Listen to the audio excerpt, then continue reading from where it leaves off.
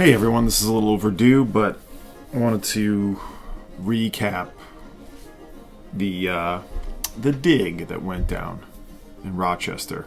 Should have been the third time in a row, but last year we couldn't make it work. That is with Dave, the VC ambassador, specifically, since we did it 2 years ago, 2021, 2022, weather got in the way. We're back on for 2023, and this time we had Brandon from Faust in the Head, who was coming from Buffalo, who you may remember, of course, joined me at WFMU and was along and was rocking and rolling in New York with us. And also Joe from the Analog Archive.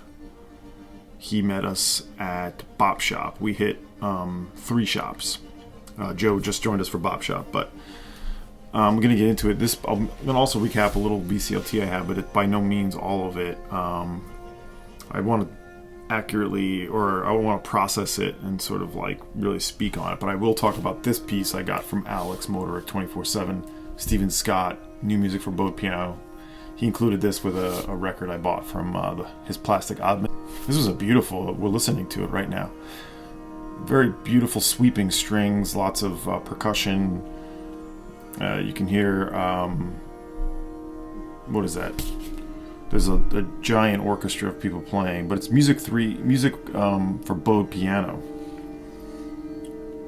And there's a lot of different people playing on this. No one recognizing off the top of the head, but Stephen Scott, this is on the New Albion label. I have a few releases on that label from Ingram Marshall. And this is just lovely on the New Albion label. This is recommended. If anyone likes this, check it out. Thanks, Alex. This was a great one. So there's a few more VCLT that I'll talk about at the end, and another more to come on that. So met Dave pretty early. Brandon would come along a little bit after, and Dave, I'll link to his video on this recap as well. But we hit Record Archive. Dark Side, of course.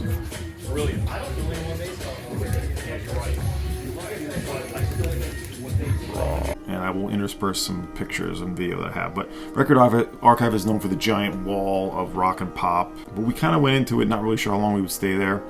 I did come into the store with the idea of grabbing at least one record from Discogs. I ended up getting one record from Discogs and one off the wall. I'll show you the Discogs one first. This is one they've been sitting on for forever. I would have hoped they would have dropped the price, but as it turned out, I got these 2 records at Record Archive.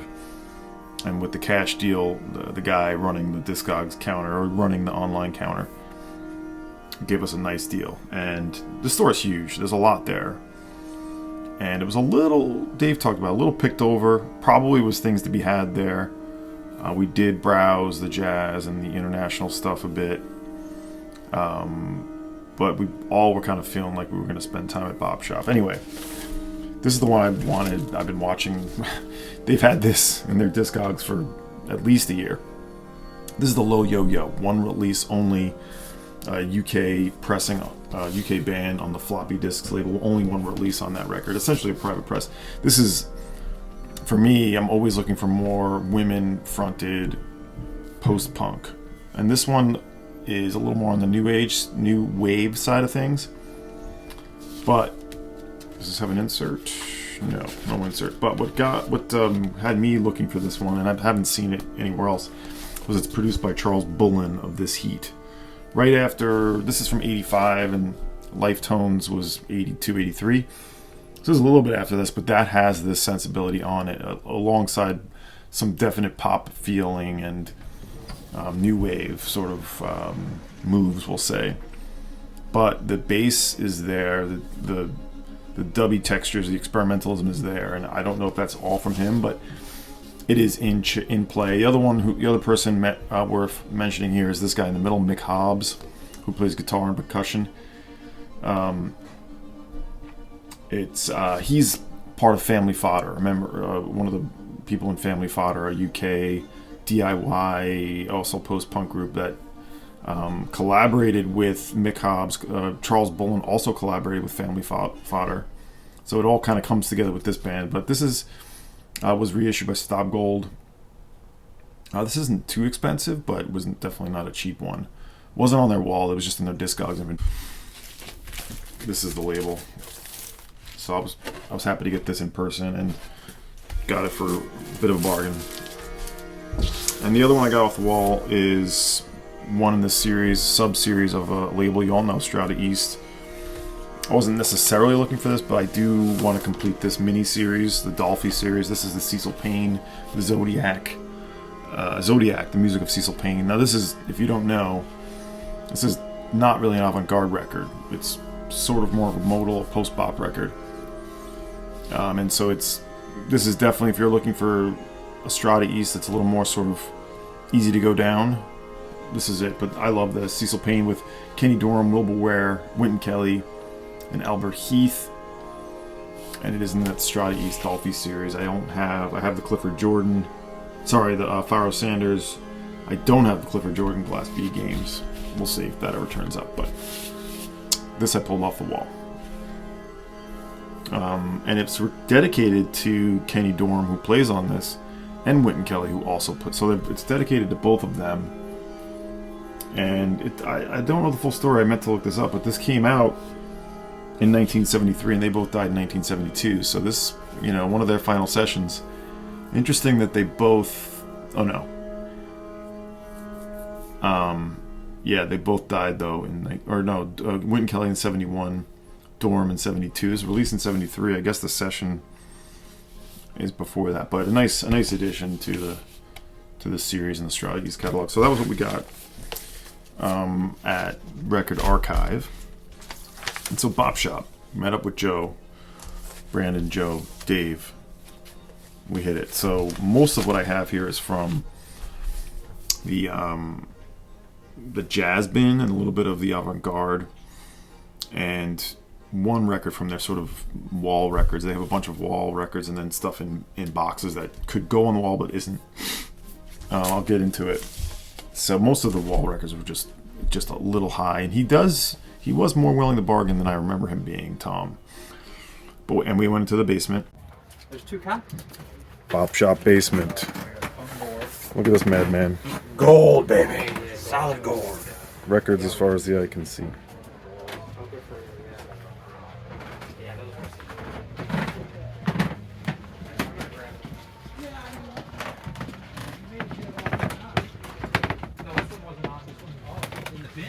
Assuming these are organized. I'm after the first 3. The basement is real. Right, you have those? Yeah, I need them. Well, you went nuts with them. I'm getting lost, Dave. I don't know what it is. Yeah, it's endless. Endless hours of entertainment.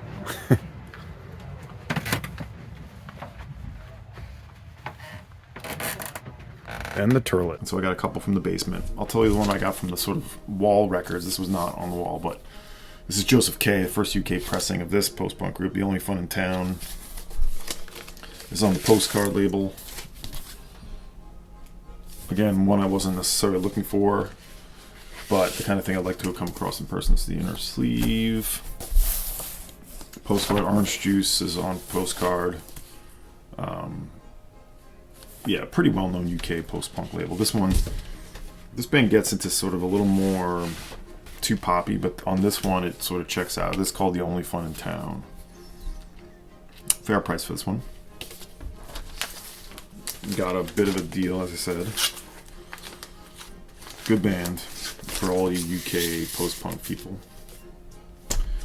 And what else? Let's see. Going through, these prices are still on it. This one, I think Stunty shown this during the stream, and I wanted to find it. Here it is. Terry Plumier's Ongoing, 1978, on the Airborne Recording Company label. It's a U.S. pressing. This features John Abercrombie, spelled without an E at the end. Michael Smith, Mark Cohen, Ralph Towner. So a bit of an ECM affair. This was intrigued me off the stream. I don't remember what it sounded like yet. I haven't listened to this yet, but for $15 I took that. decided to take that one. I remember being intrigued by it, so that was enough. This is a John Sermon I was looking for. This was also from the Jazz Bins, $15 on this.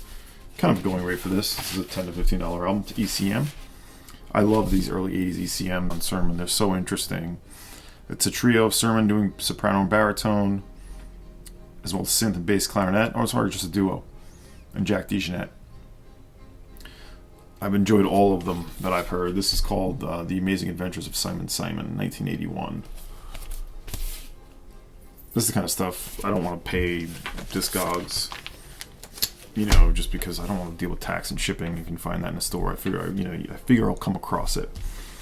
Also found from the bins. This one I did listen to Gunter Hampel and his Galaxy Dream Band. Dave pointed this out. I mean, this could be Gunter Hampel's signature. I didn't check it out yet.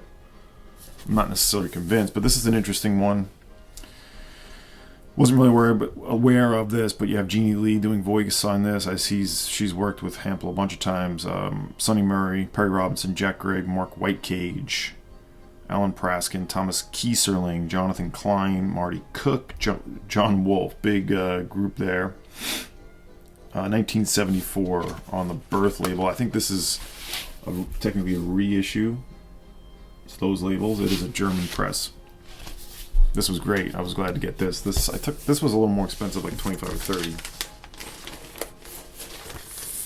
Nice one though. All from the bins. The Bop Shop, when you go there, definitely got to look through the bins. Here's one I found kind of close to checking out. I forget where I found this in the store. It wasn't the Jazz Bins, but I never bought this. I've been wanting to get this. This is a later press of this. It's not a very expensive record, but it's on Sarava. It's Brigitte Fontaine with Areski. Je ne connais pas cet homme. I don't know this man. Je ne connais pas cet homme. I do not know this man. It's these labels, Sarava. Nice. This was, you can see, 25 beans. I really dig what he does. It's definitely not for everyone. It's sort of a bit of spoken word, a bit of poetry, very much a mood record. I do have a couple other Rescue records, so adding that to the collection. Collecciones. Brigitte Fontaine. And I'm kind of moving through these a little quicker than I thought I would, but here's one Brandon put in my hands I haven't played yet. I've been meaning to pick up the record, or starting to want to pick up the records of Between because they're not very expensive, and Peter Michael Hamill. And this was a nice cheap one on Virgo, $10 for this Between. Contemplation, Brandon vouched for it, and worth taking a blind chance at something for $10. This is a little bit later on, 1977. Have not played it yet, but it is here. And so far, well, I'll talk more about what's going on in 2024 with my collection, but it's working out so far. And so that was everything we grabbed upstairs. And then downstairs, did I forget something? I think I only grabbed, oh yeah, hold on, I have to grab those records. Okay, yeah, it was just one record. I pulled this out of, the downstairs, the Bop Shop, I have some footage. It's mainly overstock, but there's a ton of stuff around, a bunch of different boxes, deep stock on like a lot of rock that would be in demand at certain stores, jazz. It's a ton to go through. There's definitely a lot of stuff that's like, duplicates of very common records that many people aren't looking for. But I was looking through the Indian section. I found this Bismillah Khan. Was not priced, but he was fair.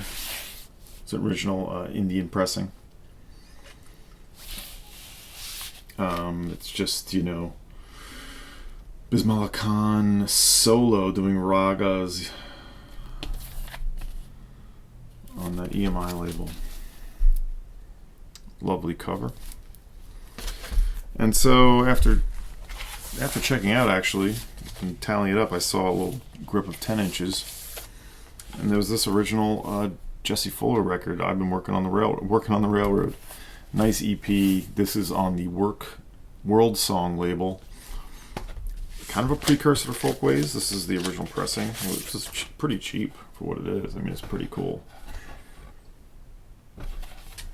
Really nice blues, little blues EP. Happy to grab that. It's cool. When am I going to see that again, really? So that was what we got at Bop Shop. You know, we were in there for a good amount of time. Joe and Brandon all did well. Dave, of course, you saw Dave. And then we hit Hi-Fi Lounge, where I grabbed. We took a quick pass. Nothing totally grabbed me, but Brandon pointed this out to me. I decided to grab this. Holger Shukai, John Hassel, Steve Jansen, and David Sylvan. This is a David Sylvan 12-inch on version. This was like $10, so I decided to grab that. And yeah, we hung out all afternoon. We got a great little bite to eat, as you must when you do these VC meetups, right?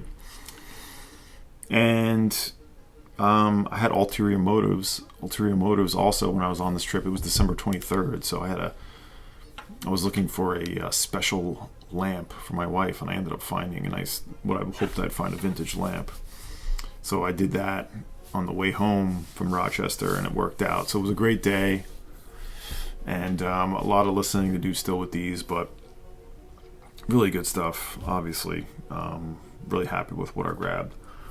And so, with what I have left here, I'm going to show you a couple of gifts I got for Christmas from my friends that we do a vinyl record exchange. We each give a record. Everyone gets a record. You get a record. It's a thing. And so, I showed the rentals. That's when I got this. I showed this on the vinyl tag. My buddy Joe gave me this. It's a bootleg, but I listened to this a couple times. Brought back Blast from the Past. This from my friend Casey.